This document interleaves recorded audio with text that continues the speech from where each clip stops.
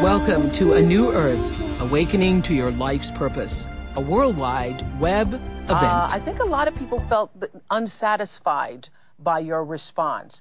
I've heard that a lot of people were like, I feel the same way Kadada feels. A lot of people are wondering where the passion goes, where the ambition goes, and how you can relate passion and ambition, which is what I think Kadada was saying, with this new awakening. Yes. So do we now we're just all so awakened and that we become passive people? No, the passion is much greater when you are totally focused on what you're doing now. The passion will become stress. The more you're focused on where you want to get to, the more the passion will degenerate into stress. You may still have a high energy, but there's a lot of negative energy that comes in. Mm-hmm.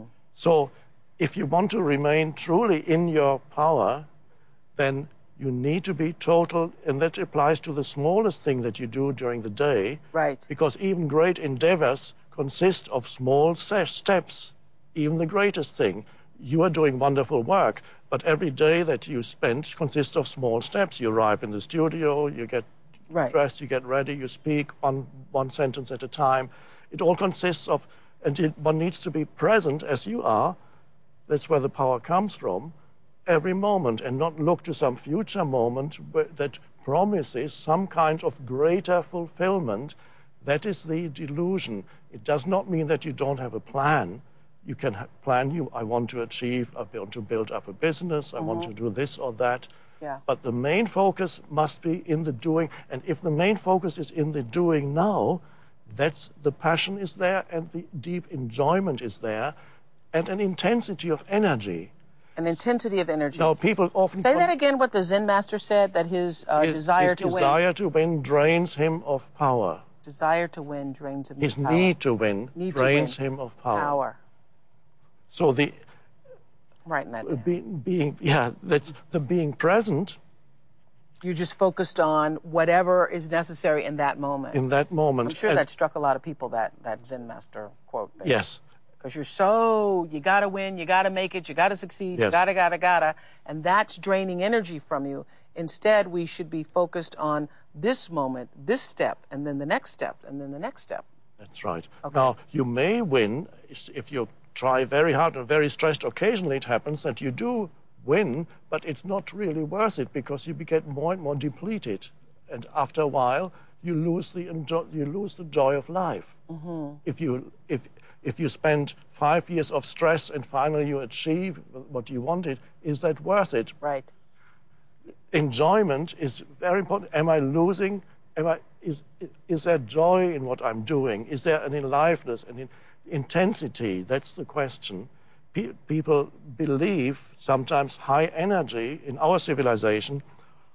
When there's high energy in what you do, often people believe there must be stress. They cannot imagine high energy in what you do without stress. Because that's how we are conditioned, because we're always conditioned to look to the next thing. But there is a much more powerful state of high energy and intensity of energy. I was going to say where the energy is intense and focused. No stress at all. No stress at all. Well, let's go to our New Earth Study Group, watching our webcast at Borders on Michigan Avenue. Hello in Chicago. Hi, everybody. Hi again. Hello. All right, Shireen has a question. Hello, Shireen. Hi, Oprah. Hi, Eckhart. Hello. We're thrilled to be here. Good. My question is for you, Eckhart. You say on page 126 that constant alertness is required to not let the ego take over. And I was wondering, are you in a constant alertness yourself, and do you ever struggle staying alert? I'm usually present in the now. The intensity varies according to the situation. If I'm sitting alone at home, there's just a background of stillness, and there may be thoughts arising, I may be doing this or that. And then if a situation arises, the more challenging the situation is, the stronger the sense of presence that arises. That's a strange thing. I realized that the first time after this, I underwent this shift. I was actually in a cinema and I was watching a film. It was a Japanese film about the end of the world. And I saw all these things, everything was going up in flames. And This is on the film? in the film. Okay. And I suddenly found I was becoming more and more peaceful and present inside. There was intensity of aliveness, as if inside something was saying inside me, there is no death. But that's an interpretation. Really, for the first time I realized when things go wrong outside, presence intensifies. When everything is fine, there's just a background of presence.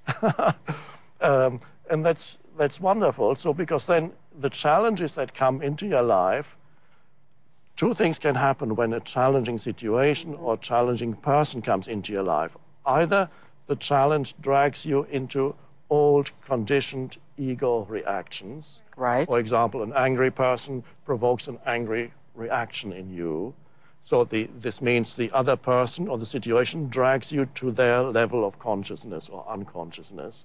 That's one thing that can happen. The other possibility is that any challenge wakes you up more. So you become more intensely present when there's a challenging situation. And even, let's just look at a very simple situation. It's not really challenging, but for some people it is. You're sitting in a traffic jam. It's not moving. You have to get somewhere, but it's not moving. So many people would go into negativity at that point. They get stressed, they get upset, the body gets tense. So that situation, then you react in the old way. And perhaps a few minutes ago you were at home very still and present, and it felt good. And you were looking at the tree and the flowers. You get in the car, and the moment the first challenge happens, it can drag you down into unconsciousness. But there's another possibility. You can be alert and recognize that situation as the first challenge of the day.